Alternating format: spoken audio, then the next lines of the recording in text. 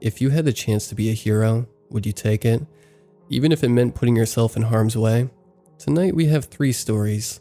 One longer one detailing a man who sees a creeper in a woman's backseat, and 2 shorter ones with their own terrors to share. A huge thank you to all of tonight's writers for allowing me to share their stories. Without them, this video wouldn't have been possible. Remember to send in your story if you'd like to have it featured. You can either submit it at my subreddit, r/slumberreads, or my email you can find in the description. Be sure to drop a like if you enjoy. Subscribing if you're new is also very much appreciated. Enjoy the video, and as always, I hope you all have a great night.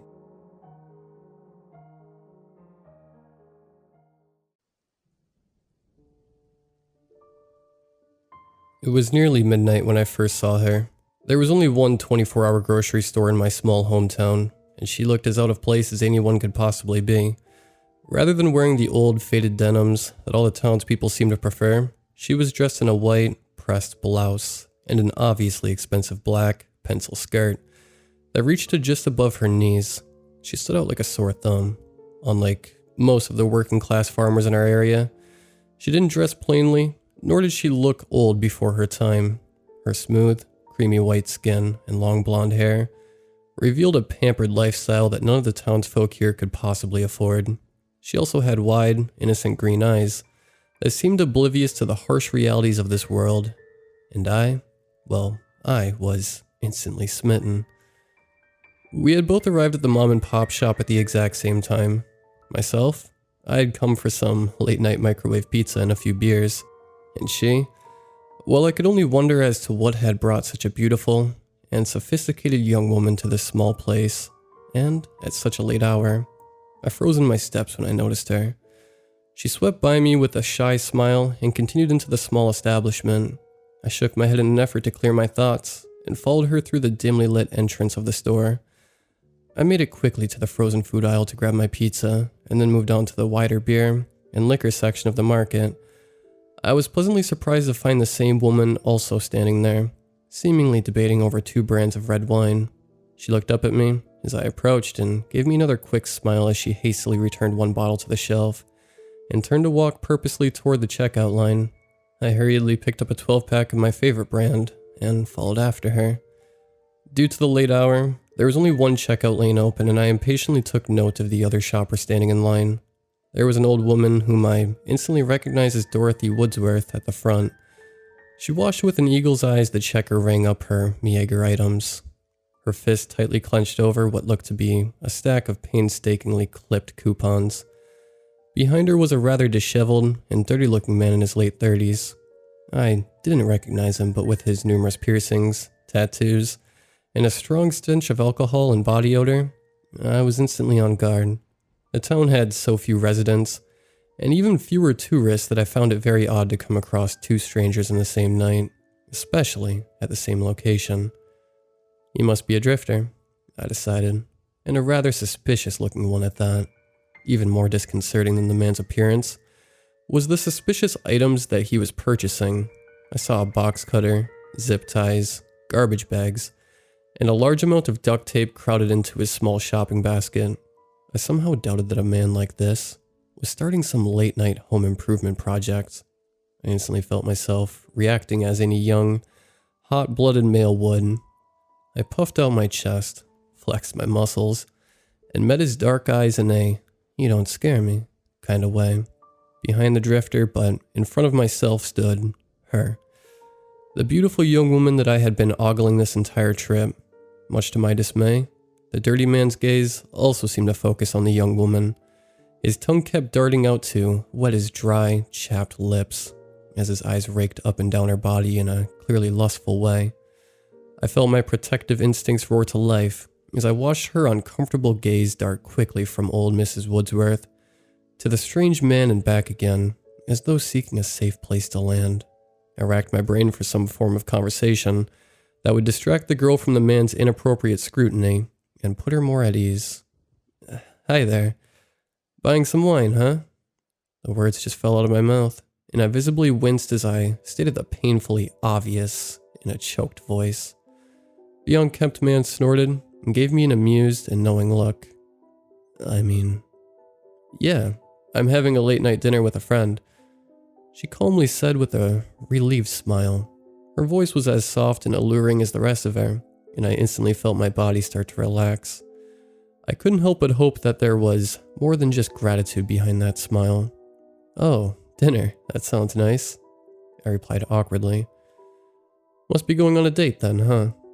She opened her mouth as if to reply to my question, but after a moment, she shut it again and turned her eyes toward the cashier without answering me.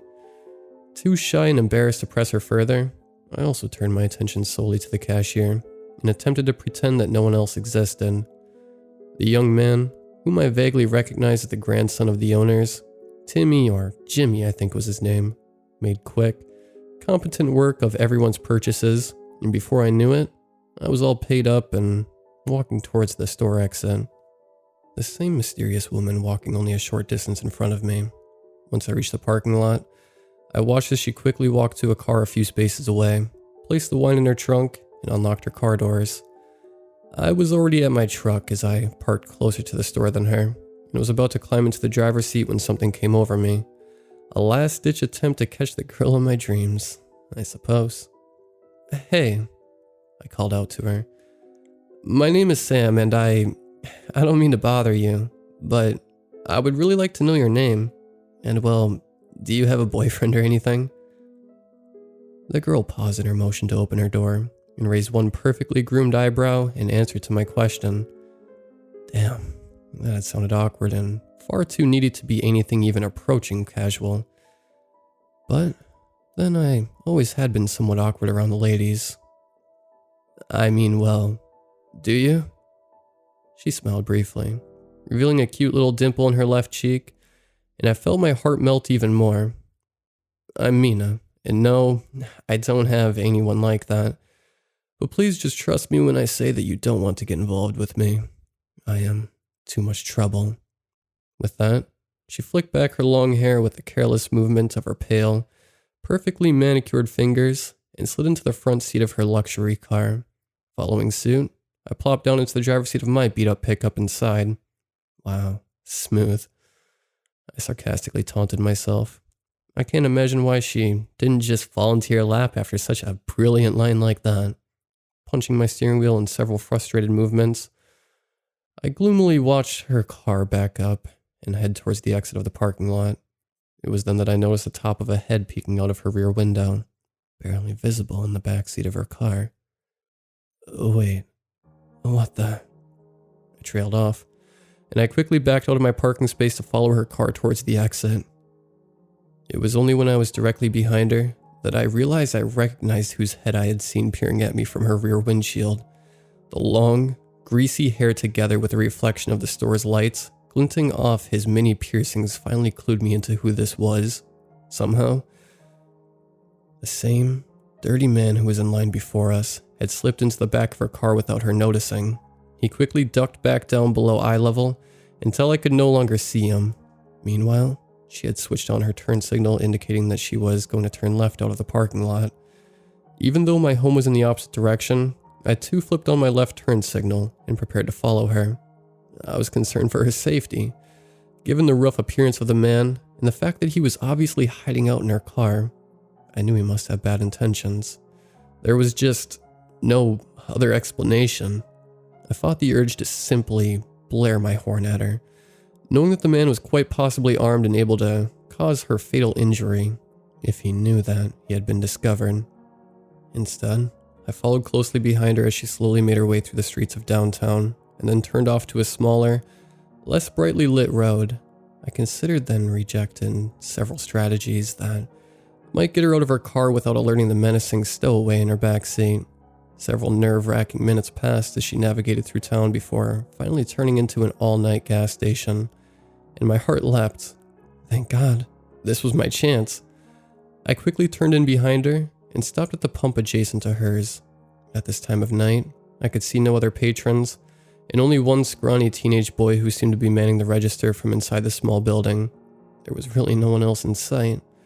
I could see no sign of the man in her back seat, and concluded that he must have flattened himself onto the floor of her car. I climbed out of my front seat and pretended to start gassing up my already full tank.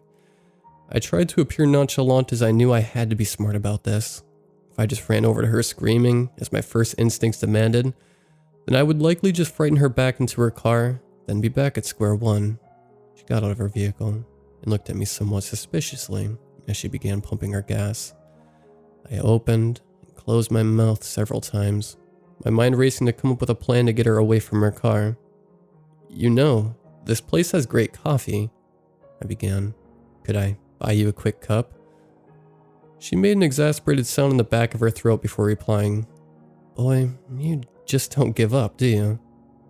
Attempting a casual smile, I said, "I just really think we should get to know each other. That's all. Just give me 10 minutes, 1 cup of coffee, and you're still not interested. You can go on your way, and I promise to never bother you again." Please, please let this work. My mind chanted over and over again. "I really can't," she finally said. "Look, you seem like a nice guy, but I'm just not interested. Sorry." Damn. I had meant to say that out loud, and once it came out, it sounded rather angry. I watched helplessly as she took a frightened step back and looked down at the gas nozzle that I had just been holding, not even bothering to put it into my tank as it was already full. "You followed me here, didn't you?" she asked accusingly. "Listen, man, I've tried to be nice, but if you don't back off right now, I'm going to call the cops. Do you understand?" She angrily finished pumping her gas and slammed the nozzle back into position at the pump. She had every right to be upset, and I knew that I was probably scaring the hell out of the poor girl. I just didn't know what else to do. I was not the kind of man who could just leave a helpless woman to the wicked plans of a deranged man. I returned the nozzle to its compartment as I briefly considered calling the police myself. We only had one sheriff, who always left the station promptly at 6 every morning. That left only a single, young deputy whom the whole town knew to be drunk far more often than not. I couldn't help but think it would be the wrong move to involve him. If this guy was armed and got spooked, he could kill her long before we got close enough to stop him. The situation required far more delicacy than an inebriated and inexperienced cop would be capable of. But then, what should I do? She was just about to climb back in her car when I desperately called out, "Wait, Mina, don't go. Your tire is flat. Come see." She made a movement as if she was about to get back out to check, but then she merely shot me a fearful look over her shoulder and started her engine. I quickly jumped back into my pickup and fired up the engine. When she turned out of the parking lot, I hesitated a few moments before turning behind her. I followed slowly at what I hoped was a discreet distance and tried to plan my next move. I was cursing myself for not thinking of writing her a note and slipping it discreetly to her somehow. If only I had thought of that sooner.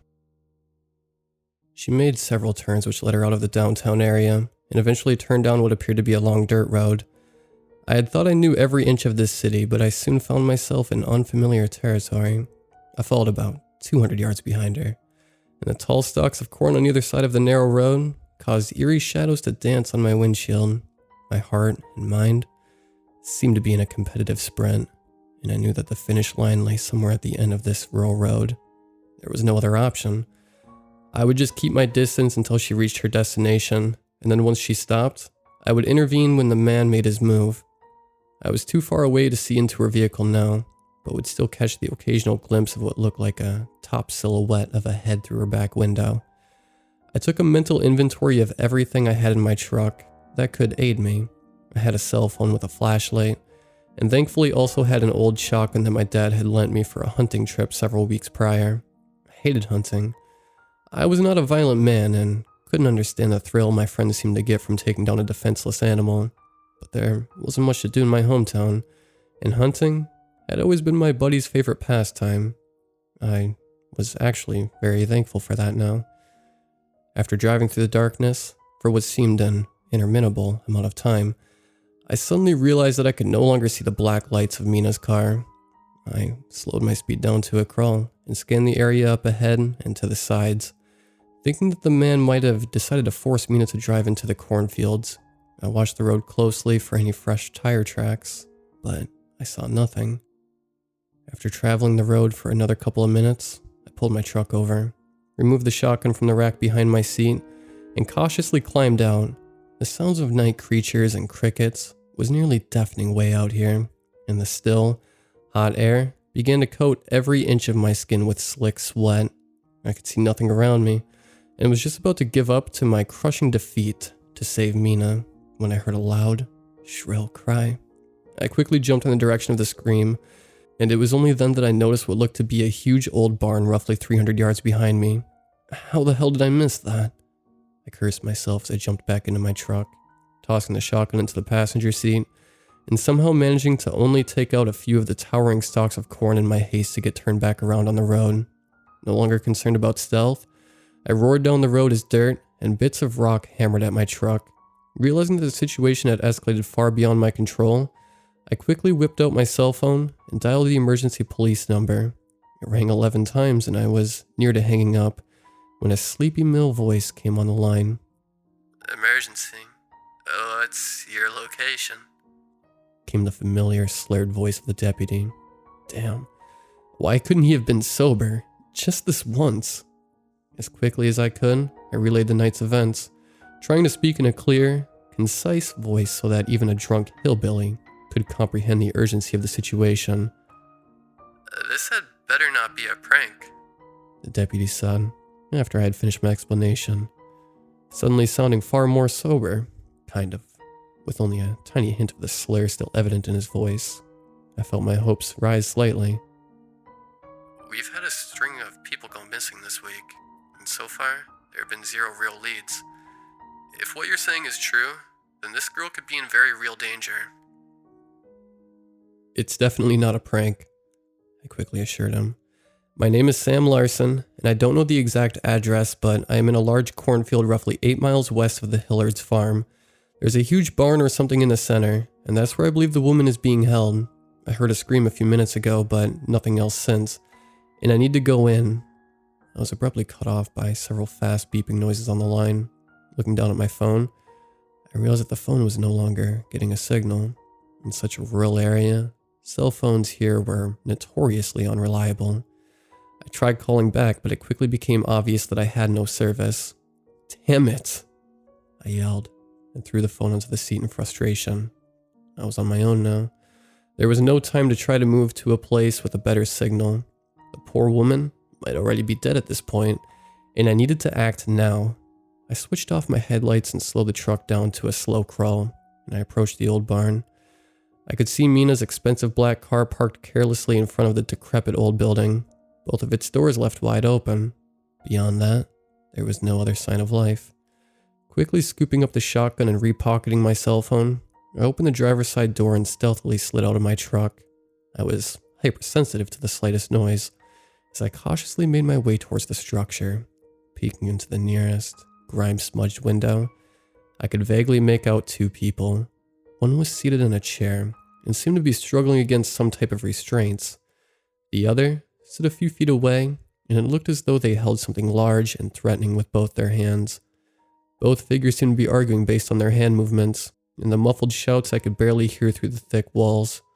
I walked around the entirety of the structure until I came to a large hole where the wood had disintegrated just enough so that I could crawl through without alerting them of my presence. Once inside, their voices were much clearer to me. Please, just let me go. I'll give you whatever you want, and I won't tell anyone what happened here. I swear. It sickened me to hear this sweet young woman begging for her life, and I felt a white-hot rage begin to well within me, replacing my earlier fear. It was almost completely dark inside. The only light seemed to come from a small candle or lantern towards the front of the building where the voices originated. I could see several long shadows cast onto the floor and walls of the barn. 2 of them clearly belonged to Mina and the drifter, but there were also at least half a dozen large shadows that seemed to hang down from the ceiling. They were raised several feet off the ground and seemed to sway gently back and forth. I assumed that they were simply large farm tools and paid them little heed beyond the thought that I could potentially use one of them as a weapon. There was a thick, putrid odor that seemed to permeate the air, and I had to choke back bile as it rose in my throat. Creeping closer, I crawled my way around the moldy bales of hay and fallen beams, trying desperately to be swift but silent. Anything I want, huh? I heard a man's deep, menacing voice say.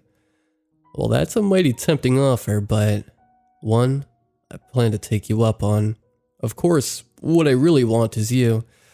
I just want to have some fun, you know? There ain't much to do around these parts except hunt, and I believe I have already bagged my prize. Just as with any fine young doe, I will start by stringing you up. I will skin and gut you, and then separate the choice bits. The woman began to sob hysterically, and I quickened my pace, only slowing when I was mere feet from their location. I could see small tufts of smoke rising from an old-fashioned oil lamp that was set on a workbench next to several sharp knives and what looked like ancient, dirty surgical instruments. The lantern gave off so little light in the cavernous old barn that I felt I was still sufficiently hidden from view. I quickly turned my attention to the woman who did indeed appear to be strapped tightly to an antique wooden chair. She was softly whimpering what sounded like a garbled prayer, and her long hair was tangled around her tear-streaked face. Before I could pinpoint exactly where the male stood, I felt several beads of sweat trickle down my forehead into my eyes, stinging them and blurring my vision. I hurriedly swiped at one eye with my free hand before pressing it back down onto the ground. I was surprised when my hand landed in something wet and sticky, and on reflex, I recoiled and looked down. Even in the low light, I could still make out the small pool of thick, dark liquid. Oil? That was my first thought, but after a quick sniff, I realized that it was blood. I froze when another drop landed from above my head to join the growing puddle. Slowly, reluctantly, I raised my head and nearly screamed in horror. A naked corpse, strung up by the feet, dangled only a few feet above me. It had once been a man, though he had been savagely mutilated beyond all recognition. Though he was clearly deceased, fresh blood still dripped from several gaping wounds. I felt bile rise in my throat once again, and the urge to flee was so strong that it nearly overpowered me. Once the thought of Mina, her beautiful body stripped of both flesh and dignity, and strung up like an animal, kept me from noping my way out of there right that second. You can do this, I told myself. You have the shotgun, and you know how to defend yourself. Besides, the cops will be here any minute now. That is, if they can find you. How can you be sure the deputy even heard your description of this place before the call was dropped? No, don't think like that. The cops will come, and if not, you can always just shoot the guy. Just as I was wrapping up my internal pep talk, two large black boots suddenly came stomping in my line of vision. My eyes darted up the entire length of the drifter, who suddenly seemed 10 feet taller and twice as broad in my panicked state. He was holding a large machete and kept tightening, then loosening his grip on it in a very unsettling way. It was clear that he was anxious to use it. He smiled broadly before saying, I thought I heard a rat scurrying around in the dark. Looks like I was right. Such a determined little guy. Mina said it best, I think. You just don't give up, do you? Well, you know what they say. No good deed goes unpunished.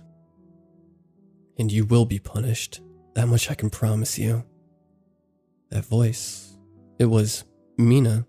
I watched in shock as she sauntered over to stand next to the huge brute. The same wide, eerie smile on her beautiful face. How had she gotten out of the chair? That was the only question my terrified brain could conjure at the moment. I clumsily struggled to my feet, still gripping the shotgun in one hand. Though at the time, I don't think I was even aware I still held it. Everything seemed to move in slow motion, and my mind felt like an old computer that had been unceremoniously shut down and was struggling to reboot. My hero, Mina said in an ugly, mocking tone. You came to save the poor damsel in distress from a cruel trap. I bet you never once thought that trap might have actually been set for you. Don't feel bad though, you're not the only one. They never see it coming. Men like you make this only too easy. Almost takes the fun out of it all. I could only stare blankly at both of them for several seconds, as I felt my stomach swiftly drop and my comprehension slowly dawn. They were in this together. They planned this whole damn thing, and the disappearances the deputy mentioned. Why would you do this? I only wanted to help you. I've been chasing this guy all night trying to keep you safe. I cared about you. I tripped over all the questions flooding up my throat. Did you do the same thing to the poor fool strung up behind me? You're sick. Both of you. You all like to hunt here, right? Mina responded in a sugary sweet tone. You think nothing of setting your traps and stacking the odds in your favor. Well, I like to hunt too. She shrugged her shoulders. And at least I hunt on an even playing ground. I choose game that is intellectually and physically matched to myself. And even you can't argue that I gave you several chances to flee. I told you I was nothing but trouble. It's not my fault that you choose not to listen. Stop playing with your food, Mina. Mikhail suddenly snapped. That's a very bad habit of yours, and I will never understand why you enjoy this elaborate little game so much. Let's just finish him and get the hell out of here. Mina pouted prettily at the man before she shrugged once more. I just enjoy the irony, I suppose. But fine. You win, Mikhail. I have had my fun now. You can have yours. They both lunged at me. Mikhail grabbed for my shotgun, and Mina reaching for my throat. They moved with well-practiced speed and precision as my body suddenly leapt back into action. With as much force as I could muster, I drove the flat end of my shotgun into the front of the man's throat, at the same time twisting my body to the side to avoid Mina's clawing attack. Mikhail went down hard on his knees, both hands clutching his neck as he struggled to breathe. Mina also fell, thrown off balance by the velocity of her lunge and the suddenness of my evasive movement. Thank God. I've always disliked hunting so much, I thought to myself, while my friends were always off camping with their dads. I took 4 years of jiu-jitsu. Using the pair's distraction to my advantage, I ran the short distance to the large front door of the barn. I pulled forcibly on the handle, but it wouldn't budge. It was then that I noticed a large, intimidating padlock at the top. It was holding the doors firmly in place. I knew I was not getting out this way, not without the key. I could hear movement behind me, and quickly turned to see Mikhail fast approaching, the large machete still clutched in one hand. He looked pissed. I took off towards the rear of the building, intending to go back through the hole in which I had first entered. It was only at that moment that I had my first full view of the entire room. I froze in mid-step as I took it all in. There was not just the one corpse hanging from the ceiling, but many. At least 10 bodies were visible in the lantern light. Some were missing limbs, fingers, or toes. There were a mixture of male and female bodies, and one poor boy looked like he couldn't have been more than 13 years old. He appeared to be the newest of their victims. His body had been ravaged and torn, but he showed no obvious signs of decay, and blood still poured freely from his wounds. All of these people wore identical looks of terror and pain frozen in their tortured faces. I realized then what I had originally taken for large farm equipment upon first entering had actually been corpses. So many of them. Before I could force myself to resume running towards freedom, I felt a quick, sharp pain in the back of my skull and then nothingness. I awoke to a feeling of pain and a strong pressure centered in my head. Upon opening my sore eyes, I saw that the whole world was upside down and spinning. I quickly closed my eyes again and took a few deep breaths to gather myself and tried to get my bearings. My memories were just a haze of blood and terror, and it took several seconds to sort through them all. Once everything came back to me, my eyes flashed back open, and I struggled violently to move, to flee. I couldn't feel my limbs. My arms and legs refused to move. Worst of all, the world outside of my tightly clenched eyelids was still spinning out of control, and I could tell that I was definitely upside down. I craned my neck upwards, already knowing what I would see. My feet and hands were restrained with zip ties, and I was hanging from thick ropes looped around a large hook that had been attached to one of the barn high rafters. Damn. I could hear the low murmur of voices and the loud scraping of metal on metal. I caught the scent of something burning, flowing by the thud of approaching footsteps. I closed my eyes nearly all the way and pretended to be still unconscious as the two figures came into view. Mikhail now held a large, rusted surgical blade, and Mina had what appeared to be a fire poker. No, it was a branding iron, and the tip glowed like a fiery orange hue. I knew it was coming next as my shirt was roughly ripped away from my chest. I remained as still as possible, trying not to panic as Mina leaned in close. "Wakey, wakey," she started to say, as I roughly drove the blunt part of my forehead into the tender skin above her nose. "Ouch, what the hell?" She trailed off, dropping her torture instrument as she grasped her gushing nose. "They may very well kill me tonight, but I am not going down without getting a few licks in myself," I thought. Mikhail grabbed me roughly by the hair, twisting my face as he punched me so hard that I nearly passed out again. "You will pay dearly for that," he spat as he sliced a long, deep gash into my chest. "What's the matter?" I asked, hearing the nasally sound of my own voice, and knowing that my nose was likely now as broken as Mina's. "You said that you wanted an even playing field, remember?" Couldn't help taunting.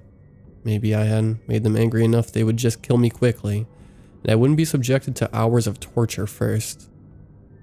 Mikhail just laughed at me though. That same wide and creepy grin that held more than a hint of madness in it. That was Mina who said that, not me. You see, I don't care if it's even or fair. I just enjoy the screams and the meat. He leaned down to pick up the discarded branding iron, careful to keep enough distance between us, but Mina was quick to swipe it back out of his hands, jabbing the business end of it directly above my heart, as blood continued to stream down her chin. I couldn't help myself then. I gave Mikhail those streams as an agony beyond bearing flared throughout my entire body. "You're mine now, forever," Mina said softly in the same nasally tone that I had used moments before, and I took a sick sense of satisfaction in that.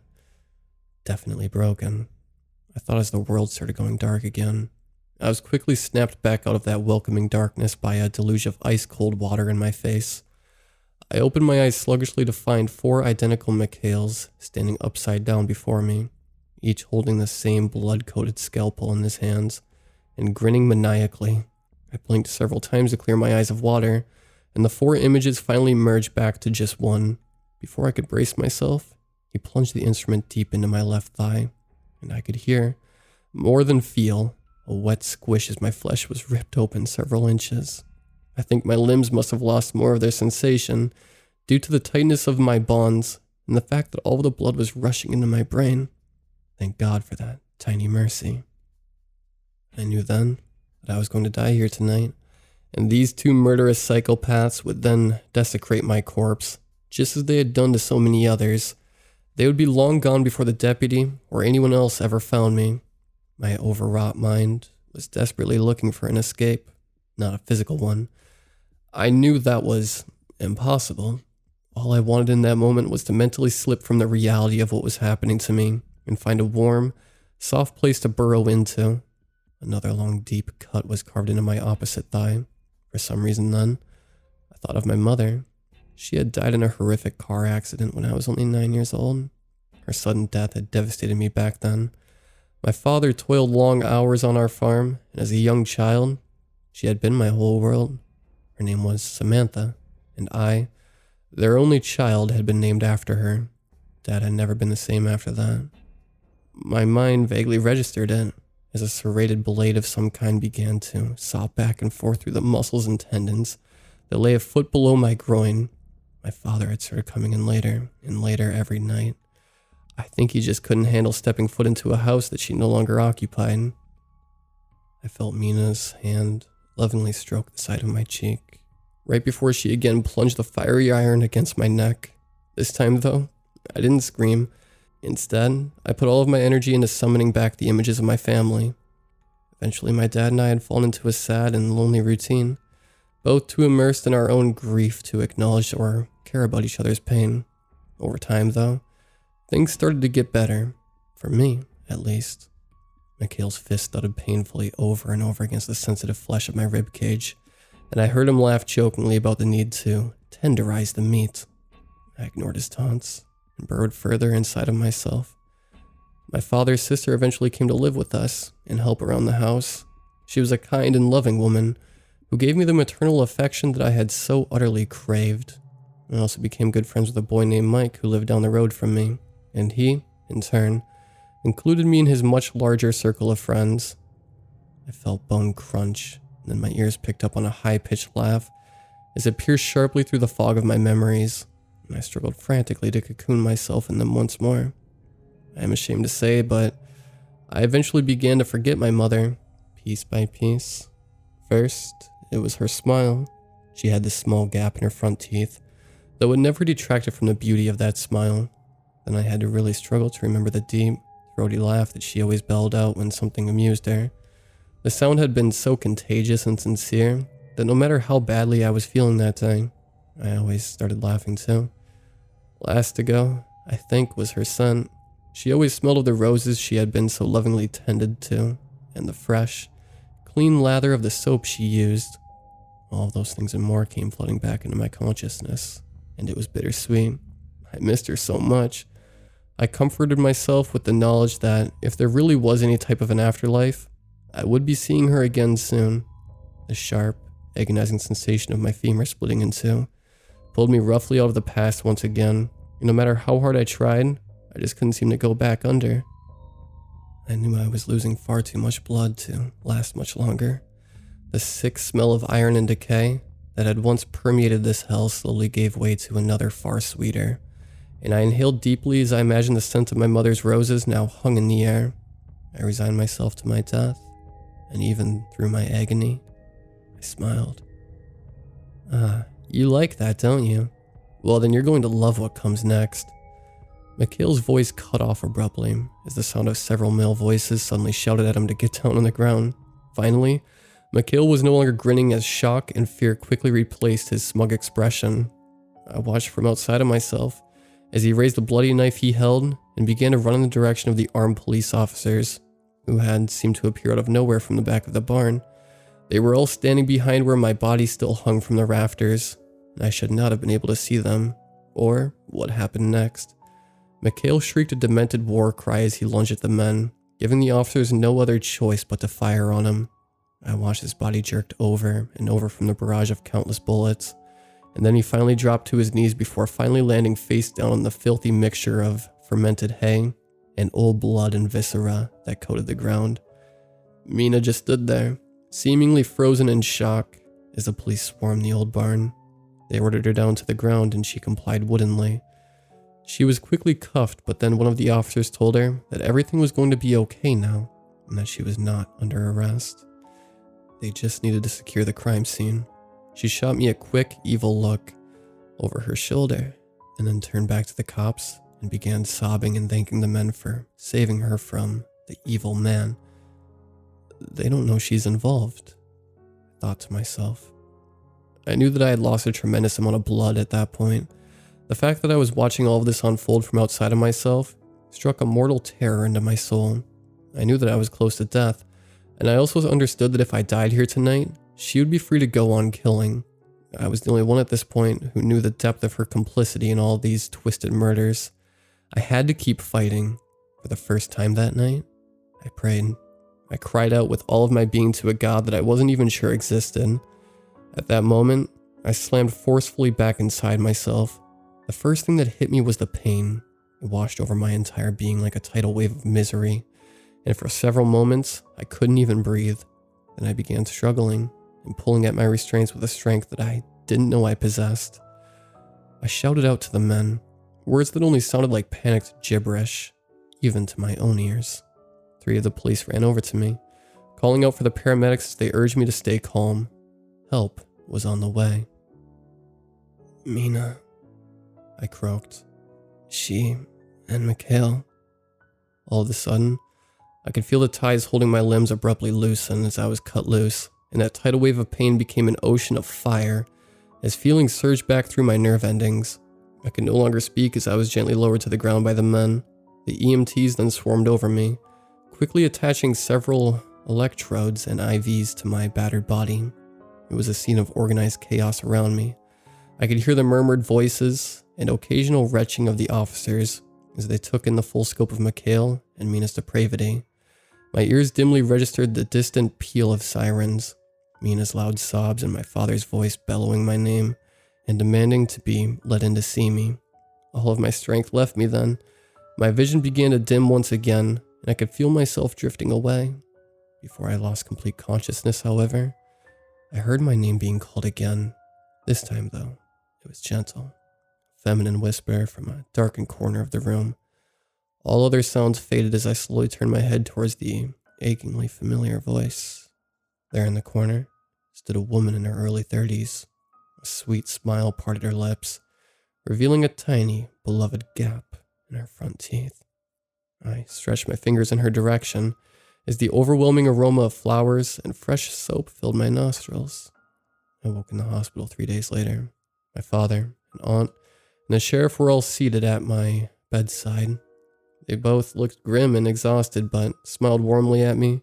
When I stirred and opened my eyes, the sheriff explained step by step what happened after my emergency call to his deputy had been dropped. The sheriff and the state police had both been called immediately afterwards. Due to the severity of the situation and the fact so many people had been reported missing, an emergency task force had quickly been sent to the town. Using the vague directions and location I had been able to give them, a massive search began. Despite the swiftness of their actions, it had still taken nearly 2 hours to discover exactly where I was being held.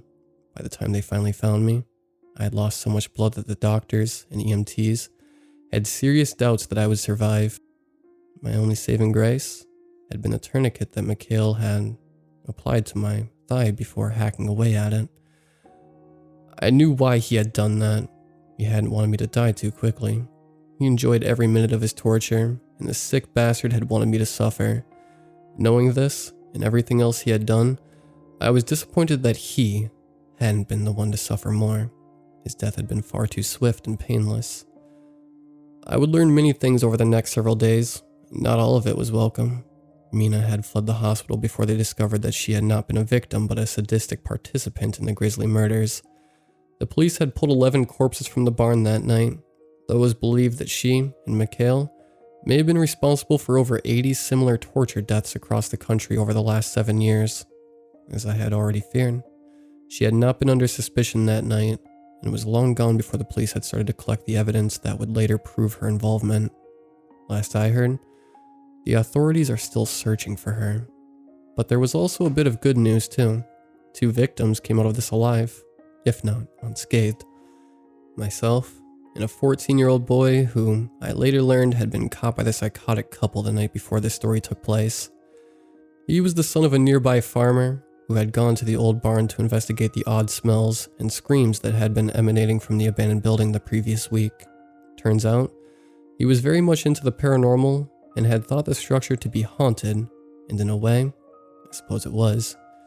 He had been caught, tortured, and left to hang in the barn while the couple ran to the store for more supplies. That's when I had the misfortune to cross paths with them. They had planned to finish him that night. The boy, his name was Thomas, later revealed. He had heard them discussing their plans to finish him off, celebrate with a bottle of red wine, and then move on to a new town the next day. Thomas was the teenager I had seen strung up on that terrible night in that barn, right before my own ordeal had begun. I had thought him dead at the time, but he had merely been unconscious from blood loss and exhaustion. Thomas and I would thankfully go on to make full recoveries, though I will always walk with a limp, and we both still bear some pretty vicious scarring on our bodies.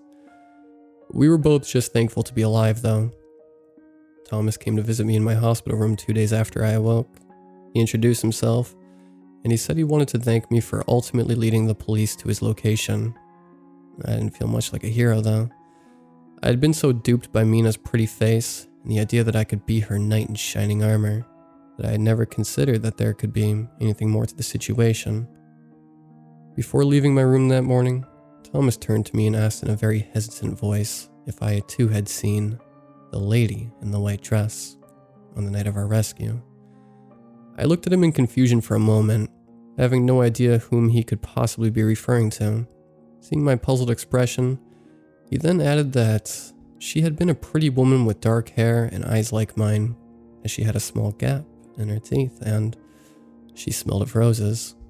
I knew exactly who he meant then, though I could hardly believe it. Thomas had also seen my mother that night.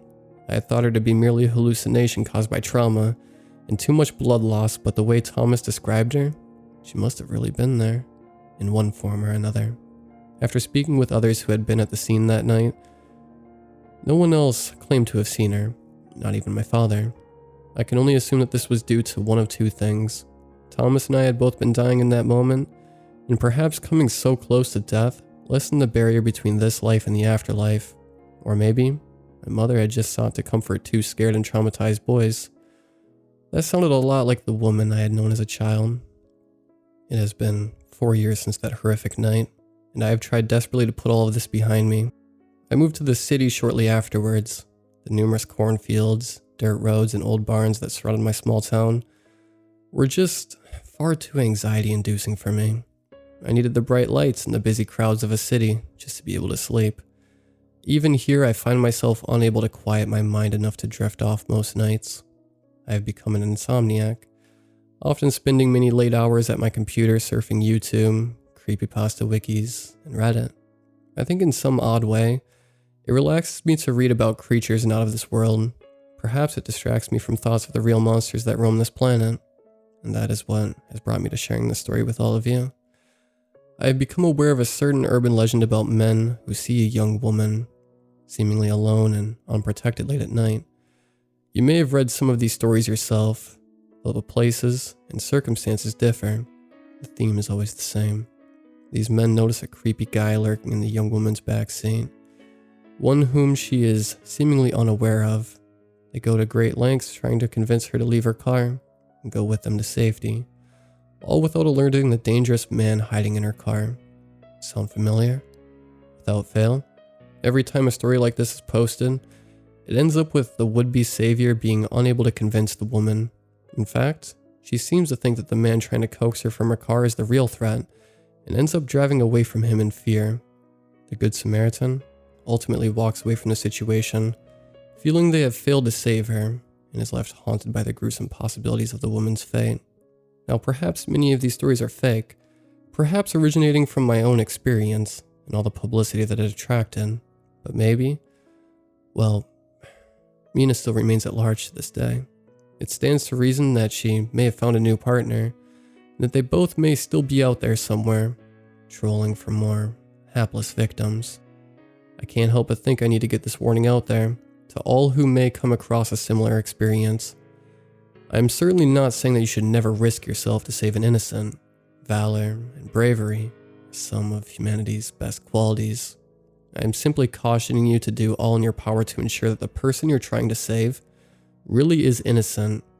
Now, with all the darkness in this story, there is one element of light that I wish to leave you with, and it is an absolute fact that is corroborated by the numerous police reports regarding this incident.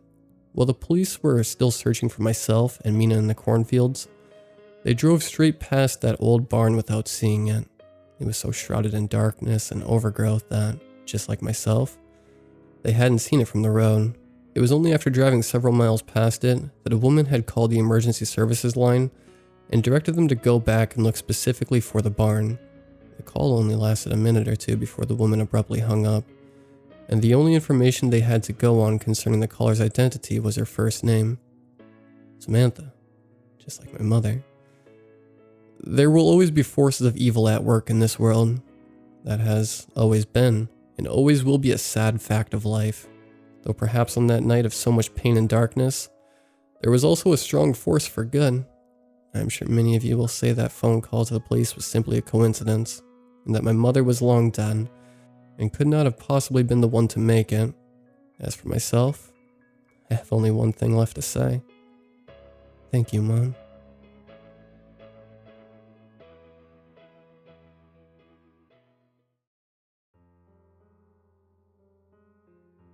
When I moved into my house with my wife, we weren't that well off. I'd gotten fired a while back and my wife was working at a place that really didn't pay well. We had to move to accommodate me into my brand new job, and we were excited. We chose a small little house that was pretty cheap, and we were pretty okay with it. We just wanted to be stable and finally be able to adopt a kid. We lived in that house for about 2 years when I heard some gnawing or scratching in the wood above the ceiling. God damn it, was my first thought. We had mice. I knew what mice sounded like. This wasn't my first rodeo. They were cute, in a rodent kind of way, but I knew that soon enough, They would tear into anything we ever had. I had mice in my childhood home, and their poop was everywhere. We would be in real trouble if they ever made their way into the bedrooms. I wanted to set sticky traps or rat poison, but my wife was an animal lover. She convinced me to go get the humane traps. We would set about 10 of those in the attic each night, and at least 7 traps would actually catch one of the bastards. We would then release them a few miles away in the woods, and then go back home and do everything over again. I was tired and annoyed at the practice. I really didn't care about the safety of the mice, but my wife would get so protective if she saw one, and would nearly cry if she found a dead mouse. I would like to say her behavior bothered me, but her kind heart was one of the reasons I even married her, so I just went along. Eventually, it turned out for the worst. The kitchen and basement were completely overrun. No matter how many we caught, 20 more would appear. It was awful, and we had to throw away a lot of food that got infested. I was ready to buy rat poison, but my wife begged me not to. I knew she was stubborn, but she hit me with her classic spiel. Why is it okay if we kill a mouse but not kill a dog?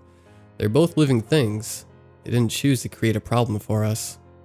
I would argue back sometimes, but I would rather deal with my wife than force to deal with that rat poison. We were forced to abandon our kitchen cabinets and drawers, which were filled with mouse droppings, and clean dishes immediately after eating. No snacks allowed anywhere other than over the sink, and we had to buy more traps.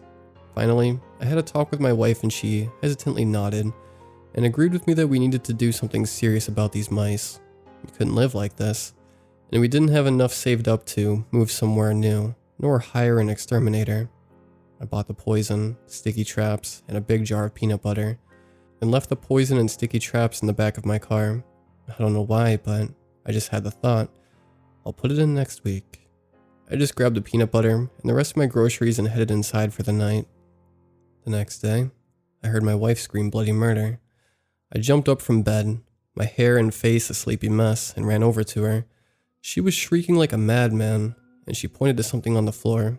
I took a closer look and saw that it was a mouse. A dead mouse. That wasn't that big of a deal.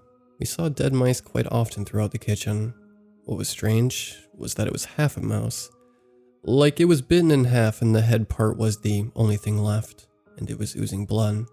We didn't have any pets, nor any other pests except for ants in the summer. I didn't know what the hell happened, but it certainly freaked me out, and my wife even more.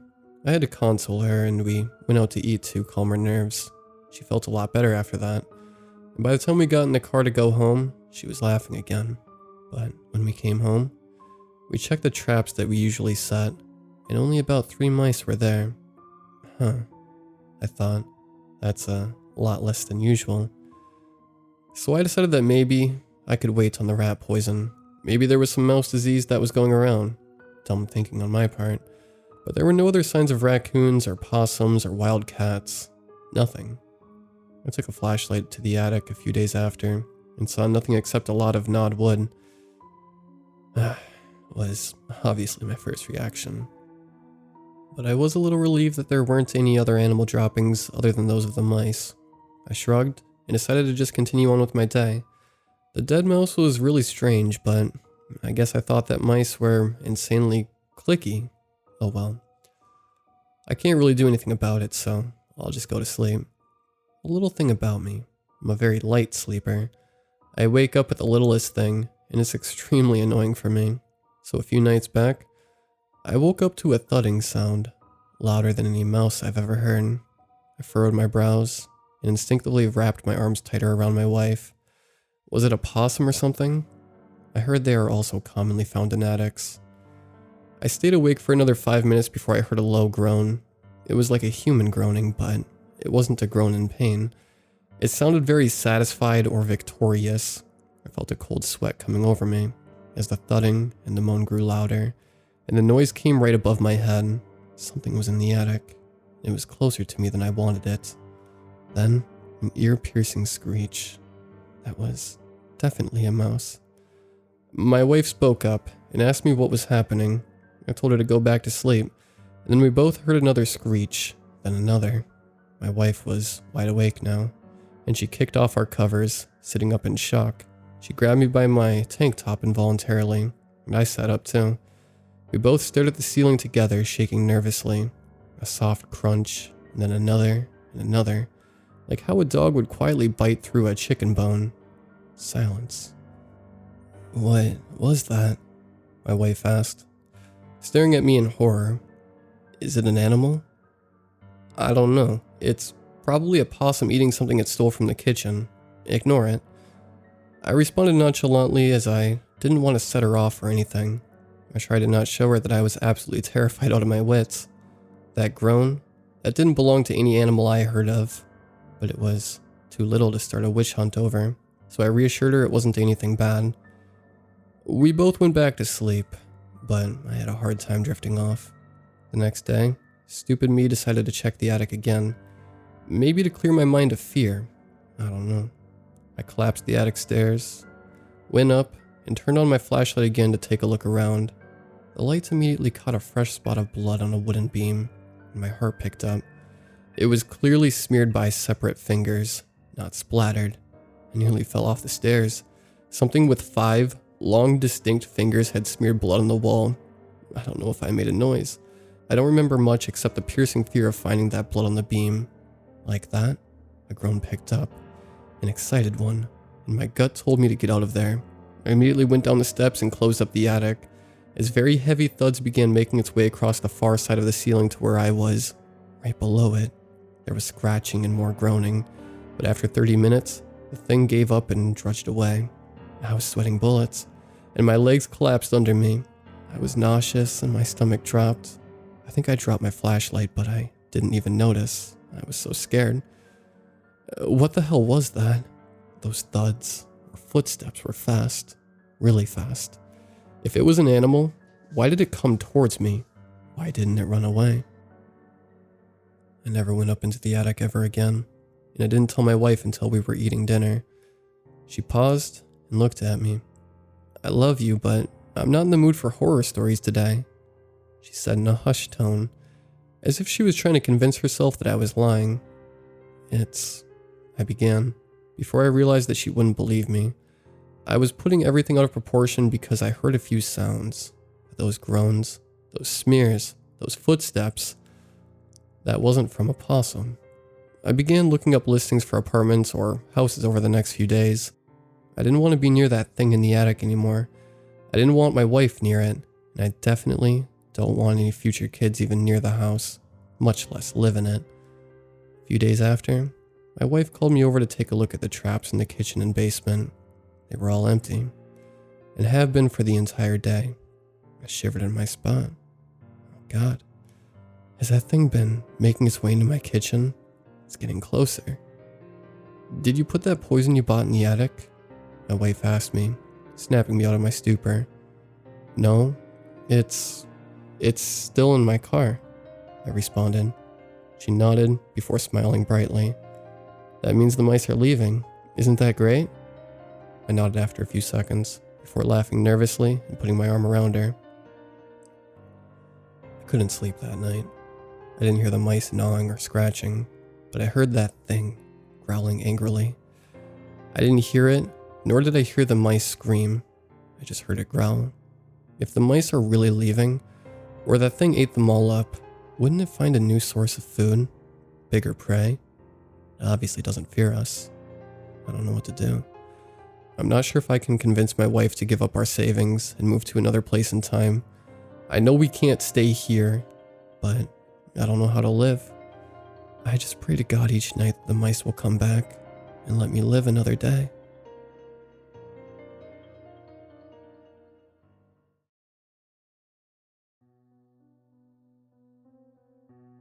You're likely listening to this right now, and will soon be thinking that you could find a cure or something that will end whatever the hell this thing is. But all you'll find is one scary little story that you have to believe. So for the remaining bit of your life, continue listening. It all started when I went to visit my parents in the farmlands of Maryland. I live in DC, so I visited them often. As I pulled up the bumpy driveway, a sense of dread came over me, but this was different. It was something so strong. This wasn't the type of dread you would feel if you accidentally broke grumpy old man Jake's window with a baseball. It was the type of dread you would feel when you murder another person and the cops are on your trail. As I got out of the car, I just started shaking. Something I have never done out of the blue like this. I decided it was nothing but me being a nervous spaz. I was going to walk it off before visiting my parents. That was the gravest mistake I've ever made. I walked up to the barn where all the animals would be expecting to see me. My favorite pig, Shane, ran up to me. When I didn't see Shane, I knew something was off. As I began walking inside the old familiar barn, I smelled something that I could only describe as death. I could tell since I have dealt with it before when living here. Fearing for the worst, I slowly walked in and nearly vomited at the grotesque sight that I had to witness. All the remaining animals were holding on to their last breath. They were missing eyes and chunks of their face. I could barely even recognize that they were animals because they were all mangled and their bones were chewed. When I examined the lifeless body of what I thought was Shane, I noticed something. A pack of little tiny, yellowish, parasitic worms. At this moment, my pure stupidity kicked in, and I poked the lifeless body with a stick, and the worms latched onto the stick. But one jumped and latched onto my arm. I again stupidly freaked out and dropped the stick. They grabbed onto my leg. I started ripping them off one by one. When I finally got them all off, little tiny holes appeared on my legs and hands. They didn't bleed, but they hurt more than any pain I have ever experienced. I couldn't bear the pain. I had to limp, practically crawling, all the way back to the house. I had to tell my parents what happened, but when I got to the door, there were little holes in the wood. The house smelled of decay and death. I then experienced a blinding fear when I walked to the family room, where my parents usually are. I froze. Their half-eaten corpses lie on the couch, the expression of fear frozen on what remained of their faces. On the couch next to my parents was a pile of those yellow worms trying to eat their way through the couch, with some being still on my parents. The last thing I remember from that moment on was how quickly I ran, sprinted, aimlessly looking for help or a sign of life. On the road there were dead animals, but they weren't roadkill.